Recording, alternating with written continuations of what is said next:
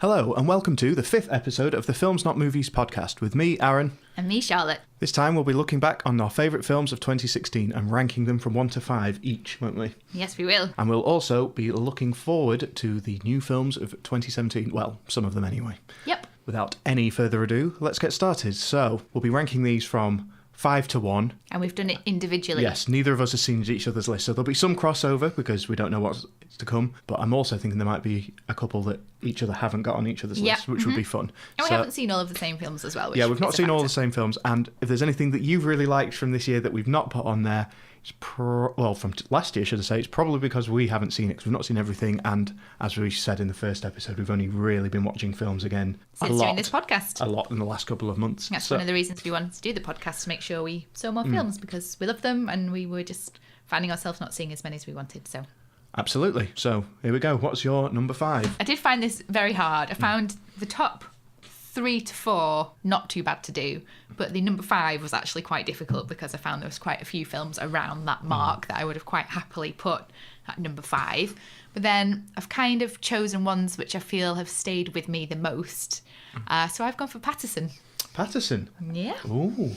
Well, directed by Jim Jarmusch and starring Adam Driver. Yes, which we discussed, I think, on episode 3, possibly 2 of the podcast. So go back to there for a full review. But yeah, I can understand that being in the list. Now, it's not on my list no, at all. I didn't it's think not it would made be the on top your 5. list. It was in consideration, despite I think I only gave it 3 stars rather than 4.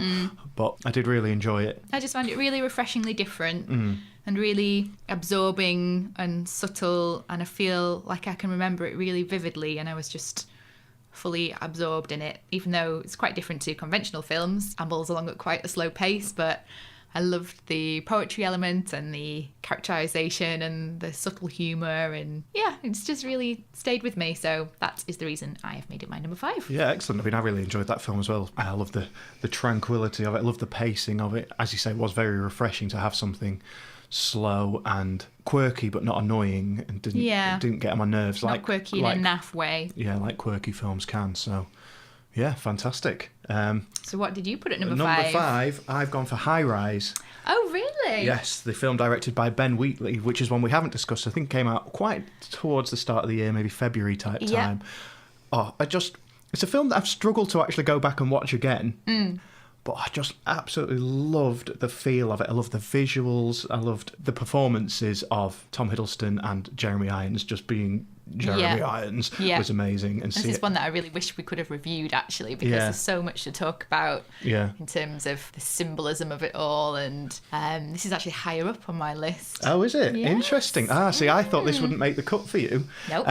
So it's based off the J.G. Ballard, novel of the same name, and is almost like a dystopian look on a high-rise building that people live in, and the richer people, block. the richer people live at the top, and the poorer people live at the bottom, and then the whole film pretty much plays out in the tower block, and like a microcosm of society, isn't it? And then when sort of things start to become scarce, like it seems like a sort of utopia at the beginning, everything's shiny and new and everything you need is there in one tower block, and then it all starts to fall apart, doesn't it? As soon as things become scarce, people start to rebel, and and it's bonkers. It's absolutely mad. I think it was such a difficult film to try and convert from a book. It's always one that people have said it would be impossible to convert from novel into a film, but I think they've done as good a job as they possibly could. I really do. There's amazing use of, the cover version of ABBA's SOS by Portishead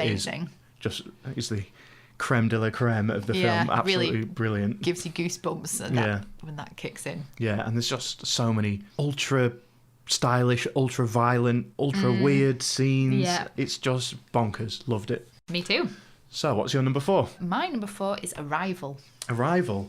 Dun dun dun. That's the one that didn't make the cut for me. Oh, really? I can't quite believe it didn't make the cut for me, because I loved it. But there were other films that I wanted to talk about that I think I did enjoy more. Yeah. I feel like Arrival is one where you really think, yes, I really enjoyed that. And we did talk about it and were passionate about it for a while.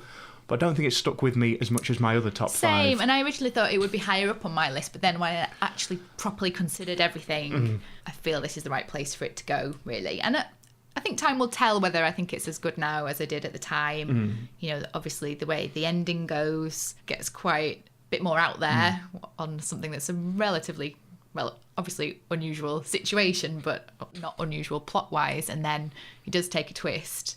And then, you know, in hindsight, will that seem as good when you watch it a second time? I'm not sure. So, but I felt like it had to be in there for me, and fourth, a good place for it to go. Good slot. Yeah. Excellent. What was your number 4? My number 4, I think you'll find controversial, is Green Room. Yes, I thought you might put it in your top 5. It's not in my top 5. We only watched this last night. Yeah. We've not done a proper review on it, and we probably won't now. We might do a proper review in the next episode if we need another one to cover. I absolutely loved Green Room. I was so tense throughout. It must be the tensest film I've watched in years. It's about a punk band who do a show at a, what would you call it, a white nationalist little... Sort of backwards and it's bar. like a club as well, really. Yeah. So they're all sort of signed up members to that ethos. Yeah. And the band isn't, and they get stuck in the green room at this bar as things go a bit south. And quite a lot south. I've never been, not never been this tense in a film before, but that is the tensest I think I have been watching a film for a long time. It was visceral. It was extremely violent in a punishingly graphic way. I don't consider myself to be that squeamish when it comes to violence. You know, a lot of people speak to me and say, oh God, I can't watch Game of Thrones or because of the violence in it or whatever. I'm quite happy to watch stuff like that, and it doesn't really bother me at all, but this was pretty brutal. I think it's pretty graphic. It's the way, there's nothing fantastical about the violence in it. It's also grotty and real and grim. All the wounds that people get just look horrific. I had to hide behind a cushion for quite a lot of it. Some quite bad chunks, and the sounds were enough. Even just listening to some of the screams from behind a cushion, I was like, oh. I love the music in it because it was all punky and hard. I love the characters in it because the way that alternate type characters you don't get playing quite normal people very often. Anton Yelchin, who has now passed away, plays the main character in it, and he's great in it. And I think the girl with blonde hair in it, who's not part of the original group, Imogen Poots, is played by, I can't remember her character name, they work really well, just trying to work out what the earth they need to do to get out of this mess. And Patrick Stewart is the white supremacist leader of the thing, and he's all very calm and threatening, and it's just... In a lot of ways, it's an awful film to watch. It is an awful film to watch. But after I'd calmed down from watching it, I was like, bloody hell, that was good. I can appreciate that it's loved that. A great piece of work. Yeah. But... Because you won't watch that again, but I could imagine sitting down and watching that again. I could probably watch it again today. Oh, I couldn't. See, I need a very stiff drink, I think, to watch it. Yeah. Oh, it's just... I know that one will stick with me a long time. Yeah. For the right reasons. At the time, I found some of the violence a bit sickening. It was almost a bit too much for me. But now the film's passed me by, those bits have kind of gone from my mind a bit, and all that's left is me remembering what just an amazingly tense experience that was. It was. How do they make something? It's so hard to make it like that and for it to work as well as it does. And it didn't drag either, because I kind of had it in my mind that it was going to be... And it kind of is all contained to a fairly small set of locations, and I sometimes get a bit kind of claustrophobic with things that have a small scale in terms of scenes, you know, where things take place. And I was sort of semi-dreading watching it because I thought it was going to be violent. But really, it's closest to a horror film, I think, in terms of the genre and the setup. I think this is turning into a bit of a mini review now, but we'll just go with it. I think the way it begins as well is very classic horror film. You know, you get just enough of the main protagonists, them all having a good time, a little hint of what all the characters are like, so he warms you up to them all, and then there's a hint of foreboding, and then, you know... There's a lot of foreboding. And then it all hits the fan and spirals and spirals and spirals. Yeah, brilliant. Absolutely loved it. I think if I'd had more time for it to settle in, because we only watched it last night, I'd potentially even go further up the list. But I just didn't want to just watch something and go, it's amazing, without... Because I need time for it to sink in. Yeah. Excellent. So, is your number 3 next? My number 3 is Train to Busan. Ding, ding, ding. That's my number 3 as well. Yeah, I didn't know anything about this film at all when we went in to see it. I didn't even know it was a zombie movie. And when I came out, I was just like, you know, you just feel really... energised from watching something which is just non-stop action and story and great characters. I feel like that's really stayed with me as well. There's a lot more to it than, you say zombie movie and some people roll their eyes and go, oh, I hate zombie films. But no, it's really well done. Yeah. I mean, another one that is intense and the violence is but none of the violence in that really bothered me that much. I mean, I'm sure I kind of went a lot of times, but not enough to make me go, oh my God. And it was a film that when I came out of it, I was like, oh, that was a good fun romp. But I probably think that was a bit of a throwaway film. And then the more I thought about it, I was like, no, it's really not a throwaway. Really sad bits and really... You really connect with people in it and really root for them and you really hate the baddies and really love the goodies. And really well executed. And another one that we have reviewed on an episode, so I won't go into too much detail, but another one that I thoroughly loved. So don't be put off by the fact that it's Korean. And Korean in a zombie movie, or zombie film, should I say. It's ace. Yeah, it's just so much fun. You don't have to... I think some of the films that we've got on our list, and certainly ones we reviewed, are good, like, chin stroker, have a good think about these. Well, this isn't... It's not that you have to throw your brain out the window, but the film will throw your brain out the window. Yeah, just enjoy the ride, really. Great fun. So, as that's my number 3 as well, I think I might jump in and do my number 2 now. Go for it. My number 2 is one you haven't seen, which I'm sure you thought would feature, and that is I, Daniel Blake, which I still can't get over how affected I was by something so different to everything we've talked about so far, and you'll know the same if you listen to the episode, or I was talking about it following the story of a Ken Loach-directed film following the story of Daniel Blake, played by Dave Johns, who is an out-of-work, recovering from a heart attack carpenter in the Northeast. And just basically his journey trying to get back to fitness and a job. But it's just a real delve into people on the breadline, people in poverty, and how they get by in this country. And the current state is a political statement saying, look how hard it is for people. But it's charming, it's funny, it's powerful, it's emotional. It just ticks all the boxes for just a really high quality drama. Yeah, we'll have to watch it again together because I really want to watch it. Yeah. But it feels like, to me, these are the kind of people who are just seen as a statistic or as a number, or they're characterised as, like, the people off Benefit Street, you know. This seems like the untold story, and actually making people realise these are human beings and this is what they're really going through. I feel like mentioning Benefit Street and that type of poverty porn type TV show that is on at the moment that just demonises anyone who doesn't have any money. I think it's just a good kind of counterbalance, saying, well, actually, some people in this situation are here through, people sometimes make mistakes, but sometimes it's nothing they've done. I mean, how many people, couple of bad pieces of luck, so many people could find themselves in that situation. You know, the people who are just getting by, just enough at the moment. If they lose their job and can't get back into it, it wouldn't take very long for a lot of people to find themselves in that situation, and not through any fault of their own. And I just think it's good for more people to try and understand that they're not some other species or underclass or whatever. They're just normal people. We're all just people.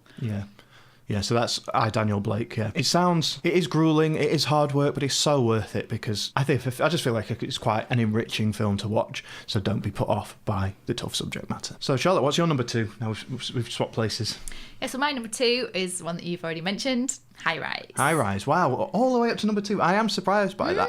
I'm so surprised by that. I put it on my list because I loved it, but also because I thought it wouldn't be on yours at all, so I'm surprised for it to come in as high as 2. Well, I feel like as a piece of craftsmanship of cinema, it's probably at the top, really. Just to achieve the gloss and the look, it's got a real identity to it. And I mean, it's obviously a very iconic novel, but it's got its own iconic look to it as well. And I just love that it's sort of in this sort of timeless, simultaneously retro and futuristic. It's almost like it's in the 70s from some of the clothing, etc. But then some of the buildings are kind of 80s futuristic style, which is also retro, but it's just got a look, and it's just, I don't know, I just think it's a really amazing film, and it's very difficult to pull off, and I was really impressed with it. I feel like, even though that's probably one of the ones that we saw the longest to go out of all these ones we're talking about, it's definitely stuck with us. Well stuck with me. Yeah, excellent. Loved High Rise, so brilliant. So it's number 1 time, and there's one that neither of us has mentioned yet, so have we got the same one? Have we got the same one, or have we both gone for something completely different? Should we both say it at the same time? Yeah, why not? So our number 1 is, right, after 3. Yeah. 3, 2, 1, then say it. 3, 2, 1, Room. Hey! Yay! Room. Yep. Roomy room. Yeah, this came out right at the start of the year. Might even have been January kind of time. Yeah, it was directed by Lenny Abrahamson and starring Brie Larson and Jacob Tremblay as the small boy, who is just, well, both of those performances are absolutely phenomenal. Yeah. I didn't really recognise either of them from anything, so as soon as they started playing these characters, I just believed it was them. And, well, do you want to explain a quick outline of the story for people who don't know it? Yeah, so a woman and her young son are being held captive. Yeah, well, she's been kidnapped, hasn't she, when she's younger? Yeah, and she has him whilst she's there. She has him in captivity, and they live basically in this one tiny room, a couple of metres by a couple of metres, and that's it. That's the whole world he's ever seen. I know.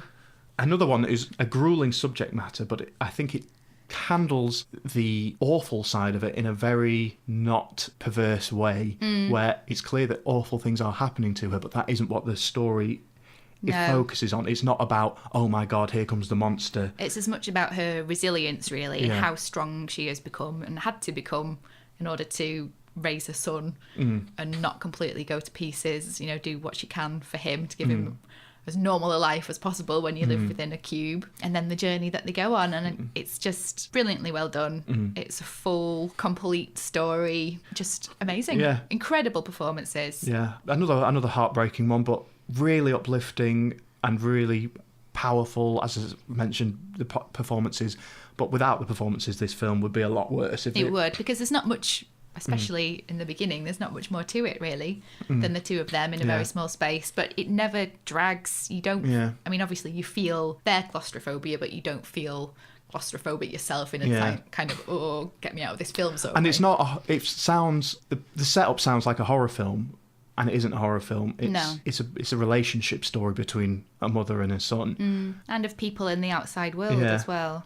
And I think portion of the film that takes part in the outside world is so important to the film as well. You think it sets itself up even when you go into it, thinking you're going to be building up to a natural point, and then the film will end there. And without giving too much away, and it's hard to talk about, but I kind of want to talk about these details, is that the stuff that you're not expecting in the film is almost as heartbreaking as the main chunk, because it is a hard story to tell, and it'd be a hard thing to live through. It's just fantastic. Yeah. When you've gone through something like what they've gone through, there's not going to be an instantaneous happy ending. Kind of carries the story on from where you might think it might end, and I think it's a much better story for it. Yeah, brilliant. So what were your other contenders then that didn't quite make the grade that you were agonising over? Because I was definitely agonising. I was agonising over putting Arrival in, but just decided to cut it for the reasons mentioned before. Those other five affected me, and I enjoyed more on the long run. And at the time when I first watched Midnight Special starring Adam Driver, bloody loved that. And I thought, when I watched it, I was like, this is going in, because it was just off the back of Stranger Things being on TV. Had this kind of 80s throwback kind of feel to it, but it felt so much more calmer than Stranger Things. Whereas like Stranger Things is like the popcorn chomping version, Goonies style kids movie. Whereas Midnight Special had all the elements of kind of supernatural, E.T. kind of feel to it, but a little bit more grown up. But as time's gone on, it's just not made the impact on me. I agree. I mean, we did watch that one on the telly rather than in the cinema itself, which maybe had a little impact to it. But that's probably an honourable mention for me. Rogue One, nah. I kind of wanted to put that in the top 5, but it didn't quite. No, I mean, I really enjoyed Rogue One, and I love Star Wars.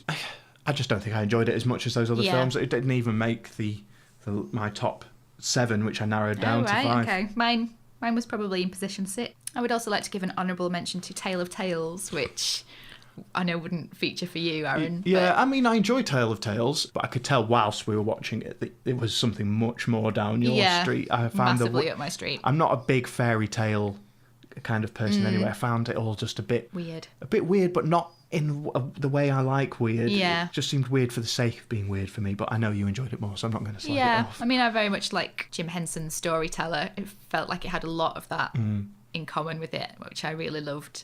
But I think more the fact that it was 3 little stories rather than big one kind of stopped it from being as good for me, because it didn't have quite the resolution that I wanted it to have. So I'm just going to quickly recap my top 5. So 5 was High Rise, 4 was Green Room, 3 was Train to Busan, 2 was I, Daniel Blake, and 1 was Room. And Charlotte's are? Number 5, Patterson. Number 4, Arrival. 3, Train to Busan. 2, High Rise. And 1, Room. Great. So what? So did we have 4 in common? No, 3 in common and 2 in exactly the same position. So there we go. We probably do have a more similar. I think that was about as similar as I was expecting it to. I think the fact that you'd seen Daniel Blake was obviously going to skew things a bit because the extra films I saw weren't top 5 worthy, really. Yeah. Okay. So that's a look back on 2016 covered. Now let's look forward to some of the films we're looking forward to in 2017. Not all of them, but just a few that we want to have a quick discussion about. Yeah. Some exciting things on the horizon. Yeah. So let's start with the obvious one, right towards the end of the year, but the next Star Wars Episode 8 it's only called at the moment, doesn't have its subtitle yet. Directed by Rian Johnson, who directed Looper, if anyone saw that. It was starring Joseph Gordon-Levitt and Bruce Willis from a few years ago. Yep. I loved Episode 7, really enjoyed Rogue One, so just can't wait for another Star Wars story, seems like really. They're doing a really good job with the new one, so let's hope they can keep it going and they don't kind of feel the pressure of churning them out and the quality drops. Yeah, as we've discussed a million times, really, so I don't think we need to focus on that one too much. Which one do you want to mention next? Alien Covenant? Yes, love it. Love the Alien series. Yeah, I mean, the first 2 are amazing. Not so much for the rest of them. Prometheus, I think, is okay, but I think we do need to give it another go. I'd like to watch Prometheus again. I feel like it didn't really absorb it all properly. I feel like it had all the makings of a good Alien film, but without the bits that make it an Alien film. It just seemed like it was the spacey kind of otherworldly goodness, but without it ever turning into a film, is what I remember from it. It's not got the strength of a Ripley character in it for me, which is what kind of holds them together. Yeah, and just didn't have enough alien stuff going on. It was just like no aliens. No, not aliens like the... Just lots of eggs. Not like the Xenomorph, I mean, which is properly terrifying. That's what you want from the Alien series. Alien. Or Xenomorph, if you're in America. Directed by Ridley Scott again, so let's see how he gets on with this, really. But really looking forward to that one. Okay, next one I'm going to mention is a funny one, which, based off the trailer, I don't know if it looks really that good or not, but I think it looks interesting, which is A Cure for Wellness. Weird name for a film, and that's directed by Gore Verbinski, who, main thing that I know him for is directing the Pirates of the Caribbean film, and this doesn't look like a Pirates of the Caribbean film. It looks like a weird, kind of surreal, getting lost in it's not a mental asylum, is it? It's kind of it's like a sort of where you go to be restored, in Victorian times, where they sent you off to recuperate. Like a priory or something, sanitarium type place. It just looks creepy and weird, and it's either going to be amazing or it's going to be naff. I feel like the trailer showed me too much. Yeah, I'd seen an original trailer, which was just all the weird bits with no context. And this second trailer, I think they've probably felt, we need to do a more standard cut. And it just made it look a bit less interesting. But definitely one I'm intrigued to see how good it really is. I would like people to return to short trailers. Yeah, well, I don't know why they all have to be... Why do you have to reveal all the like 4 minutes plot twists before you even go see it? It's like people that read soap opera magazines and find out what's going to happen and then watch it happen. I don't get it. Just enjoy it happening. So that's another one. Yep. Ghost in the Shell. Ghost in the Shell looks really interesting. This trailer is so stylish. Yeah. And that's directed by Rupert Sanders, not someone I'm particularly familiar with. No, starring Scarlett Johansson, which has caused a bit of controversy, obviously, because it's based on the manga, isn't it? Yeah. She's been cast as a white woman in that role. Well, I don't know whether the entire cast is she a white woman, or is she's a bit more robotic than that? I assume. Well, yeah. I mean, this continues the trend of Scarlett Johansson as being the next sci-fi heroine of our times, after she was in Under the Skin, which was weird and creepy and brilliant, after being in Lucy, which I have to admit I don't think either of us have seen. No. But that's another sci-fi thing. And of course she was the voice of the operating system in Her, which was another great film. Yeah, love that. She's got laying her sci-fi chops on the table yet again here. So we'll have to see this one plays out. Quite a lot of sci-fi ones coming up. Yeah. I did enjoy the original Ghost in the Shell, but to be honest, I saw it so long ago, I can't really remember what happened, so I'll have to give it another viewing. It's quite interesting. I don't know how far apart these are coming out, but the next Blade Runner, the Blade Runner follow-up, is also coming out this year, and I think they will be interesting to see that sort of futuristic... Blade Runner's not specifically set in Japan, is it? But that kind of world. No, it's kind of a homogenised world of all cultures coming together in a Lots kind of late night neon and stuff. So Yeah. I feel like they've got a similar look to them. So it'll be interesting to compare and contrast those. What do they call it in Big Hero 6? San Fran, Tokyo, or Yeah, whatever. San It's a bit like that kind of feel to it. Yeah, so that's Something like that. That's Blade Runner 2049, which is directed by Denis Villeneuve, who has directed Arrival, which we talked about this year, and Sicario from 2015. Really strong choice for a director. He's made 2 incredibly stylish films in Sicario and Arrival that are also really well character driven and very dialogue driven, which is a big part of the original Blade Runner for me, is how good, how interesting the kind of dialogue side of it is. It's one of those ones you really have to listen to, actually. Yeah. Even though it's an extremely visual film, if you don't pay attention, It just doesn't make any you sense. won't get does it. So really looking forward to that one. Always hard with a sequel, especially when it's as many years later as that. Yeah. And that's starring Ryan Gosling, who I'm quite a big fan of, and a returning Harrison Ford. looking a bit worse for wear, but Bit of a year for sequels, isn't it, this year? Because we've also got another one which is quite late on compared to when the first one came out, which is Trainspotting. yes, Trainspotting 2, or T2 Trainspotting as I think it's called, which is a terrible name. Directed again by Danny Boyle, as you would expect. And yeah, I don't really know what to expect from this. It looks like they're trying to keeps up that same crazy kind of fun vibe, I think, from the first one, from what I've seen of it. But this could either be pretty good or terrible. Yeah, I'm not hugely attached to the first Trainspotting, No, neither so am I. not too fussed where he goes with it, but it would be interesting to see it because it's so many years later. It'd be great if it's good, but it's an uphill battle for it. Yeah. But I'm certainly willing to give it Yeah, benefit of definitely. the We'll doubt. give it a go. And the other sequel, which is a bit more hot on the heels of the original, is John Wick 2. Yeah, John Wick Chapter 2. Bloody love the first John Wick. So unexpected. I thought this is going to be such a throwaway pile of Keanu cheese toff that I wasn't expecting anything. So when we sat down and watched it, I was like, this is brilliant. Like, action, fight scene-wise, it was just gripping.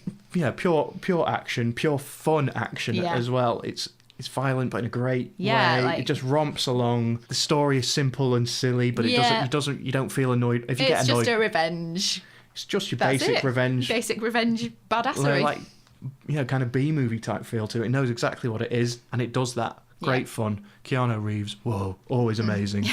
Perfect role for him, Perfect really. role for him. Perfectly within his realm of comfort zone. And he's back being John Wick. So, yeah, really looking forward to that one. Whether it'll reach the heights of the first one, I don't know. But if they basically just do the same thing again, it'll probably we'll be be happy. all right. Get the popcorn in. Okay, another one which I'm very interested in seeing is Christopher Nolan's Dunkirk. Yeah, and this is not a sequel, obviously it's a historical one-off. So it's nice to see something brand new that's not been made, to my knowledge, into a film, certainly not recently. No, and I love Christopher Nolan to a certain extent. He directed the Batman films and Interstellar, and what was the latest one? Oh, Inception, sorry. Interstellar was the latest one, and Inception, which all have such amazing scenes in them, great action moments, some great character stuff, especially the first half of Interstellar with all the Matthew McConaughey and his relationship with his daughter, all that stuff is They're always big, aren't amazing they? and epic scale. But I think the last few films, the last 3 or 4, he's been given too much free rein, and I don't think he's that great at writing a story or a script, and he's just messed up the second half of a lot of these films. Something like Interstellar would be genuinely one of my favourite films, and the last half an hour of it, or hour, however much it is so awful. I can only describe it as awful. It just ruins film. So I'm hoping with a story like Dunkirk, where he can't just put some stupid plot twist in. Can't get too carried away. You can't just invent something that you would laugh about with your friends, but then for some reason he's then been given millions of pounds to turn it into a film. He can't do that with something like Dunkirk. No. Then I hope there isn't a magical something or other unicorn Wormhole. comes and saves them all. So I'm thinking the great style. I mean, the trailer looks great. Yeah, I'm really, looks amazing. really looking forward to it. I hope this is him getting right back on form. Any others you want to talk about? Emma Watson's in a couple Yes, coming out, isn't Emma she? Watson, someone who's not really made huge moves in the Hollywood world since being Outside the Potterverse. Outside Potter, and Potter ended quite a long time ago now. She's in Beauty and the Beast, which obviously is the live-action remake of the classic. Which seems like it's following the Disney film extremely closely rather than the actual fairy tale version. Of course, yeah. because from what I can remember in the fairy tale, there isn't a candle, spoon and teapot with spaces and all that. You know, that was all the Disney creation, and that is what's gone into this film. Yeah. And having watched the trailer, I thought the opening of it all, you know, looked really dark and really amazing, and actually gave me a little bit of shivers. And then when it all sort of became the ballrooms and dresses and animated household objects, I just kind of thought, actually, and then I didn't think the beast looked as good as I wanted it to look. Yeah, I thought it looked interesting. It's interesting you mentioned the darkness of the trailer, because I was with the point, like, is this trailer ever going to start, or is it just going to be black? I just wanted that bit. Black looming scenes. It's like 90% just in darkness, and I think I just want a really, really super dark, and then like... flashes of Chip the Cup or whatever he's called. I don't want Chip the Cup. Good old Chip. What's Chip ever done? So, yeah. And the other thing she's in, which looks much better in my opinion, is The Circle. Yeah, The Circle. I hadn't heard much about this, No. and then we just watched the trailer before, and it looks... I'll use this description because it basically looks like a feature-length Black Mirror episode, but with higher production values. And the latest series had high production values, but this looks really, really good. Working on this dystopian social media, big data kind of feel where you've got no privacy anymore. Yeah, this is kind of preying on everybody's fears of where it's going to the go world to is going. next, really. And when you've got so few companies owning so much power, you know, the difference that a Google or a Facebook can make if they decide just to go own the that world. way, where we will all end up. So yeah, that looks really exciting, I think. Yeah, Something quite different. Looks fun, that one. The last one we're going to mention, I think probably is going to be awful, but could be good fun. It could be aced in an awful way. Loved the series as a kid. Maybe not so much the film. Is the Power Rangers reboot, just called Power Rangers. Looks stupid, looks fun, looks explosive, but looks like it could be really dumb and stupid in a bad way as well. But you never know. Sometimes they pull these off. Yeah, it could become a modern classic. It could be, who knows? Could be not maybe a modern classic, but a kind of cult kind of, almost maybe a bit John Wicky, where you think it's just going to be pure pants, but it's pants in a great way. Yeah. So I'm hoping it's something like that, but I'm not expecting big things. Yeah, I think we'll wait for a couple of reviews before we jump into that one. Yeah, and there's obviously lots of more superhero films coming out this year and stuff, which I'm sure we'll cover some of. But this was Not just all of them. But this was, because there's a new Guardians of the Galaxy Volume 2. People seem to be getting pretty excited about that. I don't think either of us were as huge fans as the first one as a lot of people are. But you never know, it might turn itself around for us to become a better series. So I'm sure we'll check out some of them. And other things that haven't been announced yet or we're just unaware of. So looks like a pretty interesting lineup. Yeah, definitely. I'm not sure how many of them I think are going to be brilliant, but I'm enjoying that there's a lot of original stuff alongside a lot of reboots and sequels and stuff. There seems to be a good mix of original stuff compared to just sequels and rehashes. Brilliant. So this has been our 2016 and 2017 preview/review episode. Thank you for listening. This has been the Films Not Movies podcast. And let's have a great year of films. Yes. And all other stuff. Follow us, as always, on @FNMPod on Twitter. And please subscribe to the podcast and rate it if you've enjoyed it. Tell all your friends. Thank you. Only if you liked it. Thanks. Goodbye. Bye.